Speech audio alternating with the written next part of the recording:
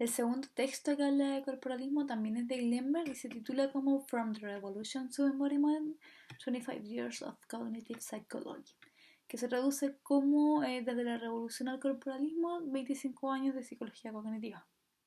Este texto parte dando la definición de cognición, que por cierto ustedes ya deberían manejar, y que es que la manipulación, destaca que la manipulación abstracta de símbolos es en base a reglas.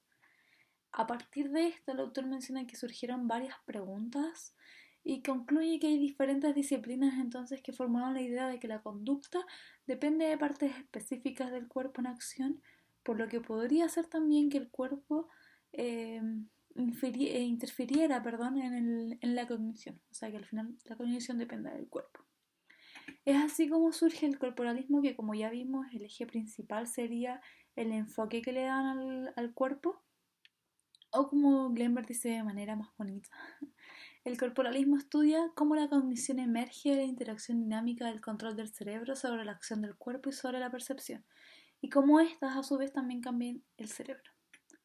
Entonces, en esta mini introducción que hace Glenberg del corporalismo en este texto, hace un repaso por los antecedentes teóricos y destaca uno que también ya vimos en la primera parte del curso, que sería la hipótesis del sistema físico y simbólico.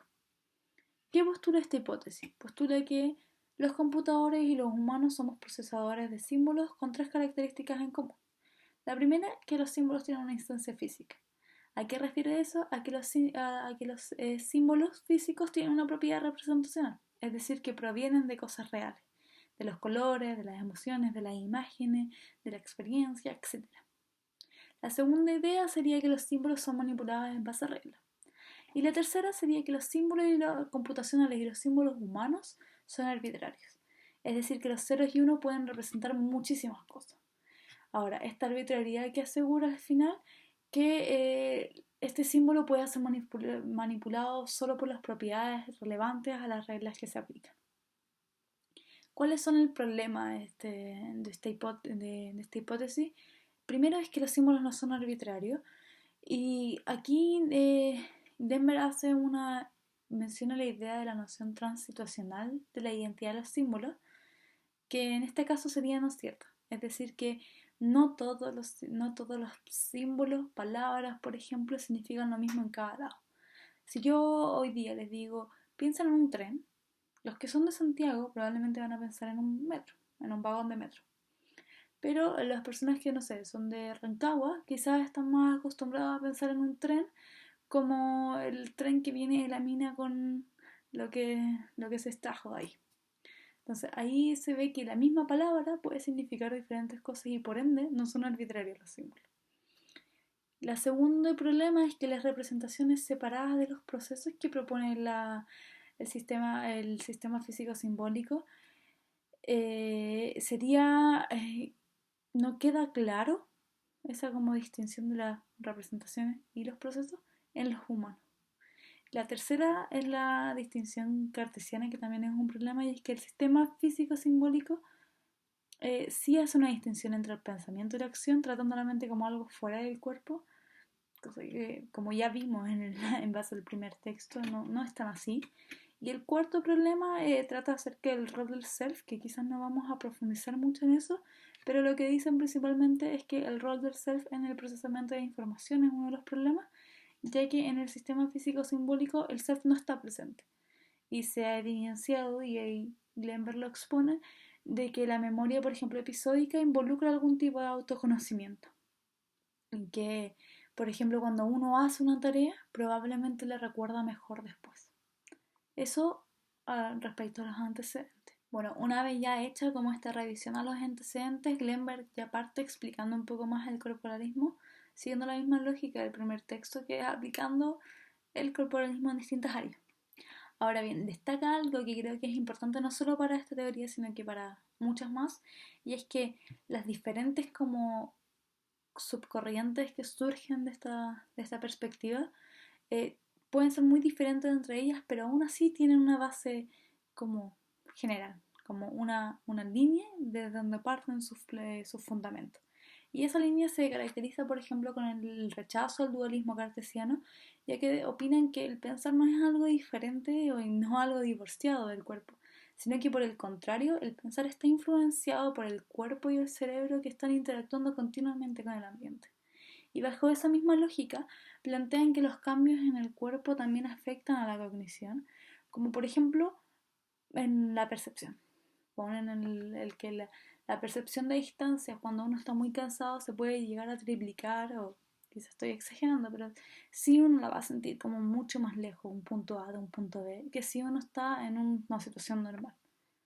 El segundo como idea es que le ponen la importancia a la acción, o sea que no solo introducen el concepto de acción, sino que le dan un énfasis significativo, ya que pareciese, según ellos, pareciese ser que las presiones evolutivas de la cognición, o una de ellas, es la necesidad del control de ciertas actividades.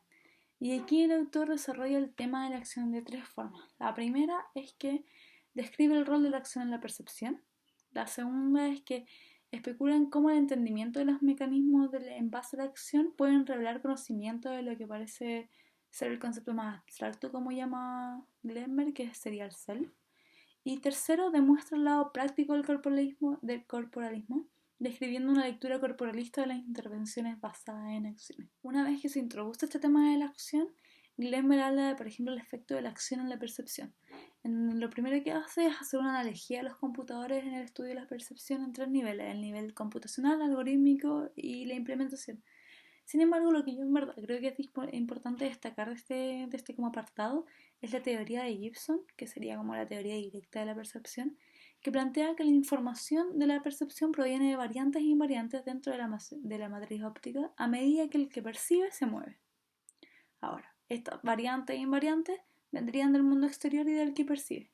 ¿Por qué lo destaco?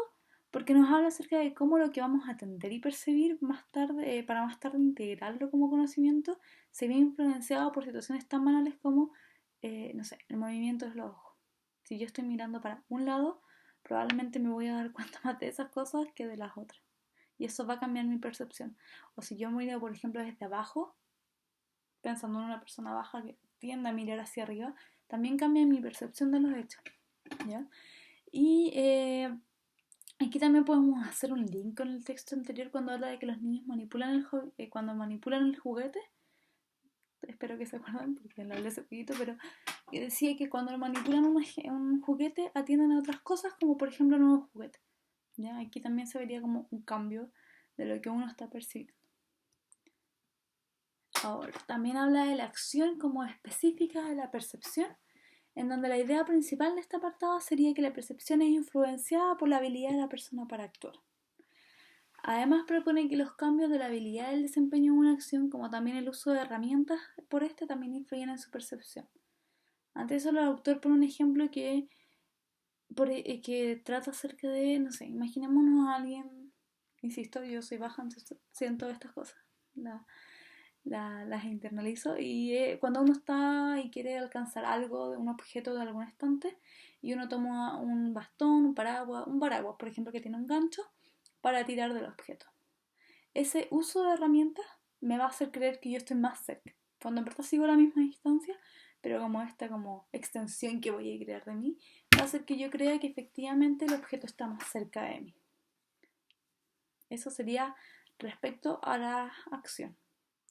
Bueno, a partir de este como énfasis de la acción, el autor propone que hay una necesidad de hacer caso al rol del corporalismo en la percepción, ya que habrían razones para creer que la acción corporal podría ser necesaria en la percepción. Y acá ejemplifica mencionando que, por ejemplo, desarrollar alguna habilidad de percibir de cierta manera en ciertas circunstancias podría ser útil para ciertas experiencias similares en un futuro. Además que lo ejemplifica con la hipótesis de regla perceptual, que sería como que nosotros usamos dimensiones de nuestro cuerpo para medir otras cosas. Por ejemplo, acá lo entiendo como, no sé, más de alguna persona probablemente ha medido 1 metro con su brazo y pone, no sé, un hilito y lo tira y dice, ya, ok, aquí tenemos 1 metro. O estar contando con pasos de distancia. Así estamos involucrando, además de nuestro cuerpo, la acción para, por ejemplo, estar midiendo, como les dije, distancias que serían dimensiones, al final, que podrían ser no solo distancias, sino que también el tamaño, los ángulos, etc. Tras hablar del énfasis de la acción, el autor comienza a hablar de los modelos avanzados, que serían un mecanismo para la simulación de la acción, de la predicción y el self. En de la idea principal sería que solo fundando la cognición en el mundo se produce que los símbolos tengan un significado. Y asimismo propone que las representaciones internas y la computación proveerían bases para el self.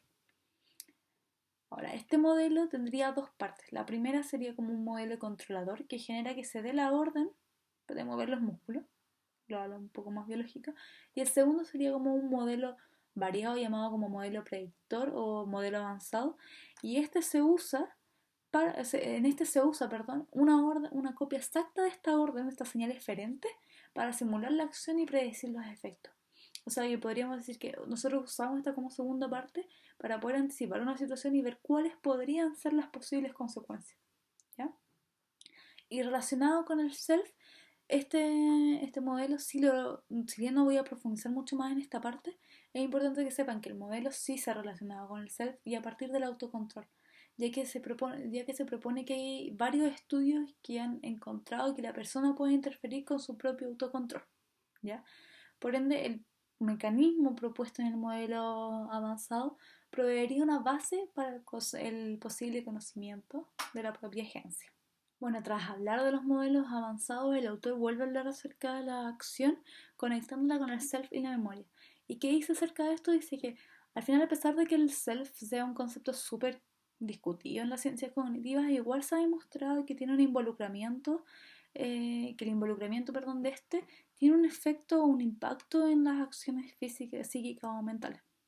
Y acá aparece la conexión con la memoria también como un modo de ejemplo, en donde hablan de que el hecho de que yo realice una tarea, lo voy a lograr integrar de mejor manera a mi memoria a largo plazo que si alguien me lo explica o me lo enseña. Y bueno, atrás eso, así como ya, además de ya demostrar de que el self sí, o sea, el hecho de hacer las cosas por sí mismo involucra, el autor habla acerca de la conexión de la acción y el lenguaje.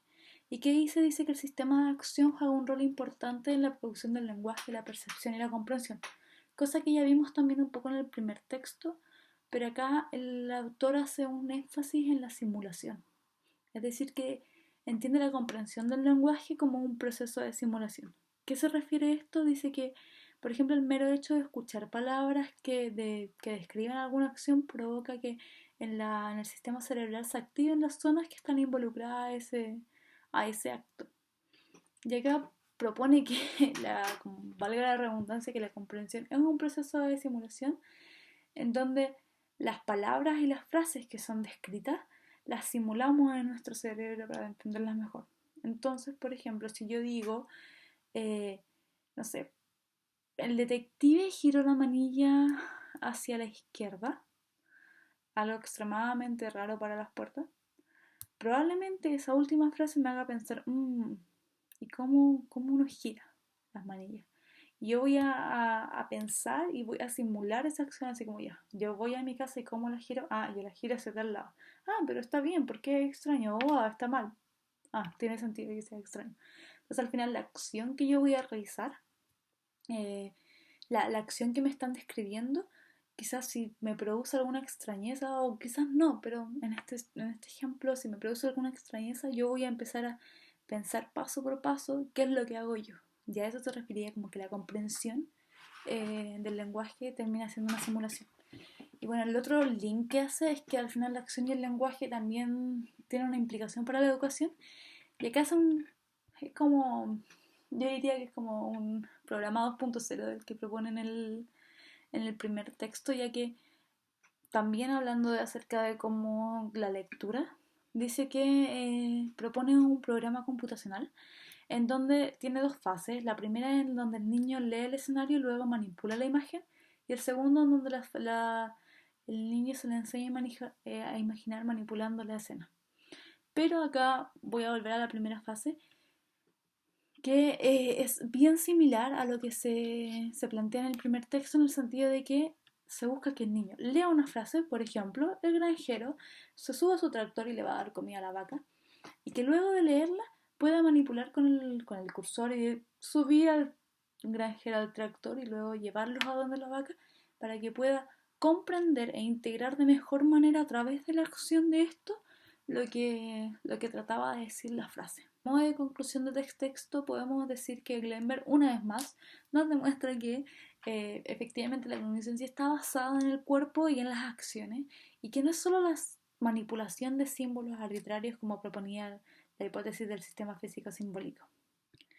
Y como algo ya un poco extra, sé que ya hice algunos links entre los textos, me gustaría ser un poco más concisa con ellos. Por ejemplo, ambos textos, a pesar independiente de que sean del mismo autor, ambos textos nos demuestran que el cuerpo se ve implicado de diferentes formas, ya sea por la acción, ya sea por la emoción, ya sea por la memoria, etcétera, etcétera, etcétera. Si nuestro cuerpo está implicado en la cognición, si lo influencia y al revés. Además, ambos textos hacen como el énfasis en cómo la emoción, quizás esto es más llevado al primero, pero hacen un énfasis en cómo la emoción, que son reacciones fisiológicas, también influyen en la manera en que percibimos el mundo. Y el autor en este sentido nos propone una forma quizás no tan novedosa para nuestra época, pero que sí produce una revolución para varias disciplinas.